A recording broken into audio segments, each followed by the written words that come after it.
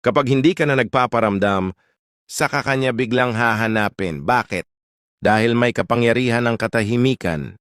Sa panahon ngayon ng mabilisang mensahe, notifications, at mga relasyon na parang instant noodles, lahat mabilis. Lahat madaling i-reach. Kapag may isang lalaki na hindi madaldal, hindi clingy, hindi kulang sa pansin, siya ang lalaki na nagtataka ang babae. Bakit siya hindi katulad ng iba? Sa video na to, pag-uusapan natin ang isang kakaibang paraan para mapaisip, mamiss, at hanap-hanapin ka ng babae kahit hindi ka nagpaparamdam.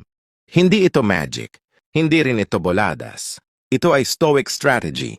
Alam mo bang mas naa-attract ang utak ng tao sa mga bagay na kulang o hindi pa tapos?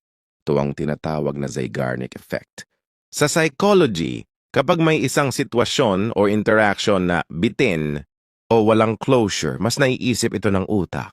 Mas bumabalik-balik. Mas nakakabit. Kaya kapag bigla kang tumahimik, hindi na ikaw ang nawalan, siya na. At sa pananaw ng Stoicism, ang pagtahimik ay hindi kawalan. Ito ay disiplina. Ang tunay na lalaking Stoic ay hindi galit kapag hindi siya na-replyan. Hindi siya nagpaparamdam para lang mapansin. Pinipili niyang manahimik, hindi dahil sa takot, kundi dahil sa lakas. Sabi ni Epictetus, "Some things are up to us and some are not." Isa sa pinakamalalalim na prinsipyo ng Stoicism ay ang kontrolado mo lang ang sarili mo. Hindi mo hawak ang damdamin ng babae. Hindi mo hawak kung kailan siya magre-reply, pero hawak mo kung magpapadala ka ba sa emosyon. At kapag pinili mong huwag maghabol at manatiling kalmado, dun ka niya mas naiisip. Kasi kabaligtaran ka ng sanay na siya. Sanay siya sa lalaking nagmamakaawa ng pansin. Sanay siya sa lalaking nagre-react agad. Pero ikaw, tahimik, steady, walang drama. At doon siya may intriga. Anong meron sa kanya? Bakit parang hindi siya desperate? May iba na kaya siyang gusto? Doon siya magsisimulang mag-overthink. And sa overthinking, nagsisimula ang pagmimiss. Lahat tayo, lalo na ang mga babae, ay natural na naa-attract sa mystery. Kapag ang isang lalaki ay hindi agad available, hindi mabilis mag-open up at hindi madaling mahulaan, nagkakaroon ng mental curiosity ang babae. Hindi mo kailangang maging bad boy. Kailangan mo lang magbigay ng mental gap. Yung espasyo para isipin ka. Para tanungin niya ang sarili, ano na kayang ginagawa niya? Wala na talaga siyang pake. Bakit parang masaya siya kahit wala ako? Ito yung mental game na karamihan sa kalalakihan, hindi alam kung paano laruin. Dahil gusto agad ng attention, gusto agad ng reply, gusto agad ng assurance. Pero ang stoic man, tahimik, nagmamasid. Hindi gumagawa ng ingay, pero ramdam mo ang presence niya kahit wala siya. Subukan mo ito sa susunod mong kausap na babae. Kapag hindi siya nag-reply, huwag kang mag-follow up. Kapag hindi siya nagkwento, huwag kang magtanong. Kapag nakita mong online siya pero hindi ka kinausap, huwag kang mag-initiate. Ang lalaking hindi agad tumatalon sa emosyon ay lalaking may respeto sa sarili. At ito ang hindi madaling mahanap. Sa sobrang dami ng lalaki na kulang sa validation, ang isang lalaking chill at hindi naghahabol, iba ang dating. At ang babaeng may intuition, mararamdaman niya yon. May ibang lalim to. Hindi ito kagaya ng iba. Bakit ako ang na-stress, hindi siya? Ito ang mental shift na gusto mong mangyari. Kapag may distansya sa pagitan ninyong dalawa, lumalakas ang gravitational pull. Think of it like this. Kapag laging available ang isang bagay, hindi ito pinapansin. Pero kapag bigla itong nawala, saka mo maaalala ang halaga. Ganito rin sa dynamics ng lalaki at babae. Ang stoic man ay hindi nawawala para lang magpamiss. Siya ay umaatras para maibalik ang sarili niyang enerhiya, peace at purpose. At sa bawat araw na hindi ka nagpaparamdam, habang siya ay iniisip kung bakit ka tahimik, unti-unti kang bumabalik sa isip niya, pero this time may impact. Kapag bumalik ka man, hindi mo kailangan ng fireworks. Hindi mo kailangang magpaliwanag. Dahil ang katahimikan mo, nagsalita na para sa'yo. She'll ask, anong nangyari? Galit ka ba? May iba ka na ba? Pero ang sagot mo, ngiti lang, steady lang. Ganyan ang stoic man. Ang tunay na revenge ay hindi panunumbat. Ito ay transformation, yung hindi ka na yung dating naghahabol. Ikaw na ngayon ang tahimik, pero mahalaga. Hindi ka maingay, pero unforgettable. Paano mo ito maa-apply? Stop being too available. Huwag kang laging online para lang makita niya. Don't initiate unnecessary conversations. Huwag kang pa-cute. Let her wonder. Use time for yourself. Work out, learn skills, go deep in your purpose. Be indifferent to outcome. Kung babalik siya, good. Kung hindi, mas good. Practice calm rejection. Kapag hindi mutual ang energy, wag mong habulin. Respect your peace. Kapag tahimik ka, hindi ka nawawala. Nagpaparamdam ka sa mas malalim na paraan, mental at emotional. Ang babaeng sanay sa lalaki na lagi siyang kinakamusta ay mabibigla sa lalaking kaya siyang i-let go. At doon niya maiisip, bakit ko siya na-miss? Simple lang. Dahil hindi mo siya inabala, hinayaan mong siya ang maghanap. At kapag naghanap siya, ibig sabihin may naiwan ka. At kung may naiwan ka, ibig sabihin may impact ka. Minsan ang paglayo mo ang maglalapit sa'yo sa puso niya.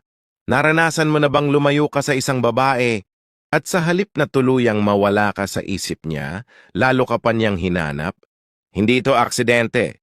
Hindi ito tsamba. Ito ang invisible pull na nangyayari kapag ang isang lalaki ay marunong gumamit ng tamang paglayo at hindi yung parang drama o pagtatampo. Unahin natin ito. Maraming lalaki ang umaalis para manakot. Yung tipong, sige, hindi ka nag-reply. Lalayo ako para maramdaman mong nawawala ako. Pero sa totoo lang, hindi effective ito. Alam ng babae kung genuine ang paglayo mo o kung drama lang ito. Kapag layong may halong emotional neediness, hindi siya maaapektuhan. Pero kapag ang paglayo mo ay galing sa self-respect at stoic peace, doon ka niya hahanapin.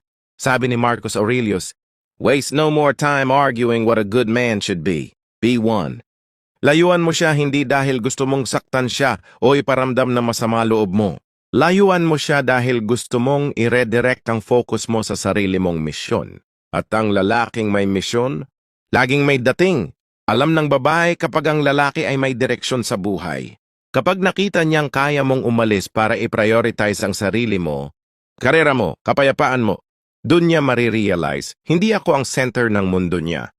At ironically, kapag hindi na siya ang center ng mundo mo, doon kanya gustong mapasa iyo ulit. Ito ang prinsipyo ng scarcity. Ang bagay na mahirap maabot mas pinapahalagahan. Ganito rin sa tao. Kung laging available ka, madaling isipin ng babae na nariyan ka lang lagi. Wala kang halaga? Pero kung unti-unti mong binabawasan ng presensya mo, unti-unti siyang natututo ng isang bagay, mawawala pala siya talaga. At kapag naramdaman niyang hindi ka na sigurado, doon niya mararamdaman ang urgency, doon niya maaalala kung ano ang nawala. Doon niya sisimulan kang hanapin. Stoicism teaches detachment not to escape life, but to control it. Ang lalaking stoic ay hindi takot mawala. Hindi siya kapit na kapit. Alam niya na hindi niya kontrolado ang puso ng babae, pero kontrolado niya ang sarili niyang galaw. Kaya niyang lumayo ng walang drama. Walang paliwanag, walang please, tahimik lang, pero ramdam. At ang lalaking kayang umalis ng hindi gumagawa ng eksena, ay ang lalaking hindi basta-basta makakalimutan. Kapag lumayo ka ng may dignity, hindi ka lang umaalis, naghuhukay ka ng espasyo sa puso niya. Habang hindi ka nagpaparamdam, dumarami ang tanong sa utak niya. Bakit kaya siya tahimik? Okay pa kaya siya? Bakit parang okay siya kahit wala ako? At sa bawat tanong na yan, mas nai-involve ang emotions niya. Hindi dahil minanipula mo siya, kundi dahil pinili mong irespeto ang sarili mo. Ang babae ay nagkakaroon ng space para makaramdam. At sa space na iyan, nagkakaroon ng pangungulila. Kapag lumayo ka, huwag kang lalayo lang para wala lang. Gamitin mo ang distance para mag-level up. Magbasa ng libro. I-improve ang katawan. I-redirect ang energy mo sa passion mo. Magsimula ng negosyo. I-build ang self-worth mo. Kasi kapag nakita ng babae na mas naging maayos ka nang wala siya, mas masakit iyon sa kanya. At mas nakakaintriga. Bakit parang gumanda siya nung nawala ako? Mas confident siya ngayon? Mas nakaka-attract. Yan ang silent comeback. Wala kang sinabi pero napatunayan mo ang lahat. Hindi lahat ng babae ay marunong magpahalaga, oo. Pero tandaan, Layo na hindi binalikan ay hindi sayang. Leksyon yan. Kapag lumayo ka at hindi ka niya na-miss, ibig sabihin hindi ikaw ang hinahanap niya talaga. At doon papasok ang tunay na stoic thinking. You accept the outcome, but you never regret the decision. Hindi ka natalo. Na-save ka sa maling tao. At ang time na ginugol mo sa paglayo, ginamit mo para maging mas matatag, mas kalmado, mas lalaki. Paano ka babalik kung gusto mong magparamdam ulit? Simple lang. Huwag kang mag-explain.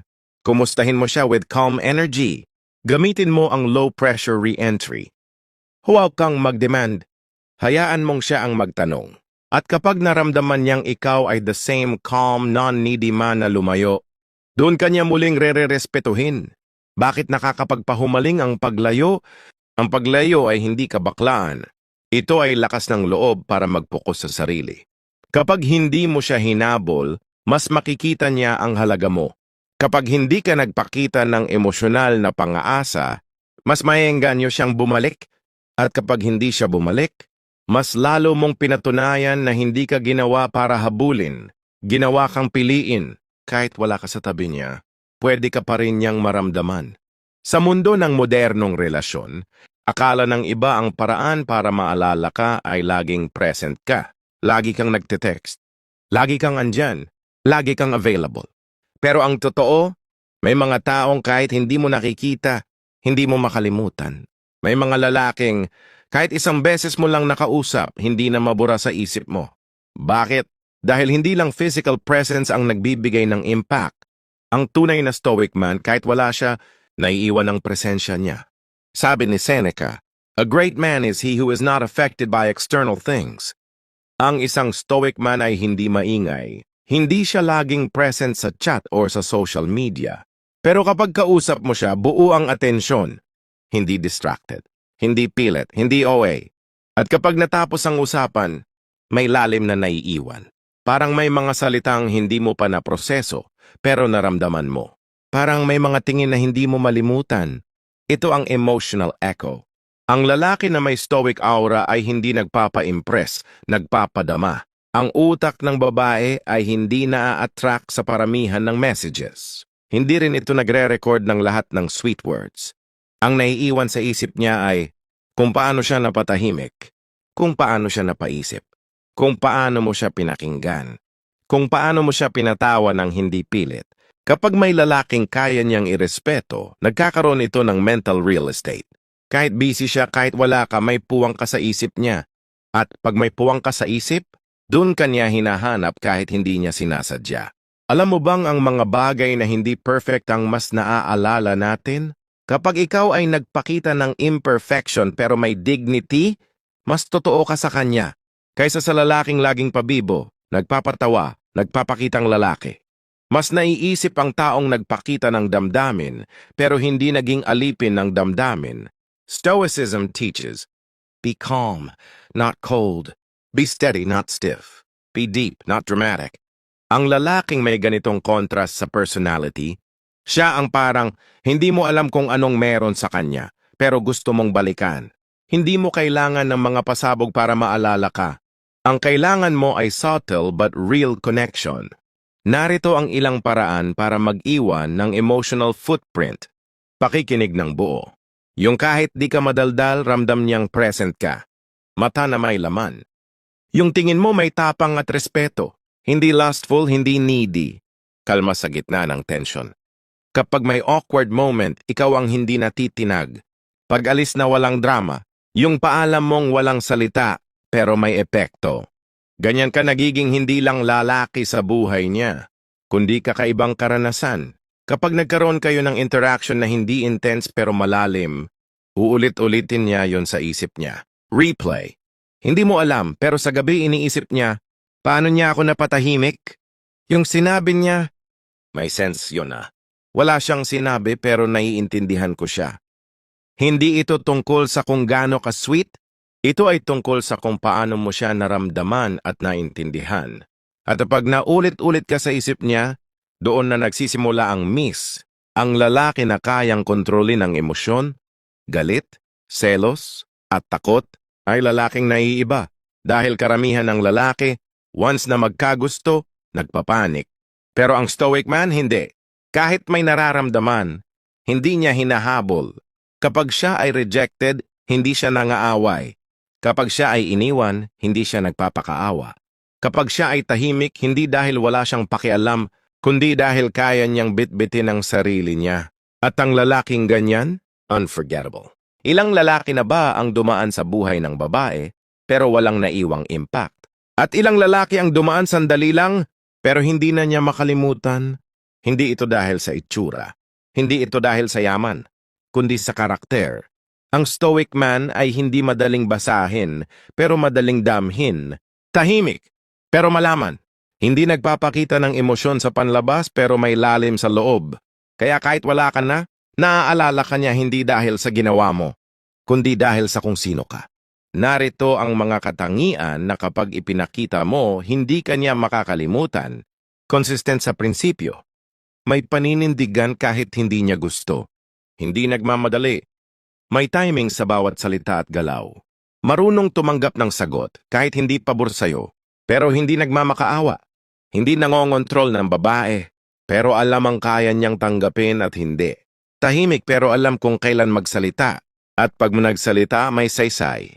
Kung gusto mong maalala ng babae, huwag mong gayahin ang lahat ng lalaking kilala niya. Huwag kang clingy. Huwag kang pabibo. Huwag kang OA. Maging ikaw. Yung ikaw na hindi kailangan sumigaw para mapansin. Yung ikaw na hindi nangongopya ng ibang lalaki. Yung ikaw na may lalim, katahimikan, at respeto sa sarili. Dahil sa huli ang maalala ng babae ay hindi yung nangulit, kundi yung tahimik, pero may naiwan sa puso't isip niya. Kung gusto mo siyang bumalik, huwag mo siyang habulin. Ngayong alam mo na kung paano ka maging tahimik, paano ka lumayo at paano ka mag-iwan ng impact kahit wala ka.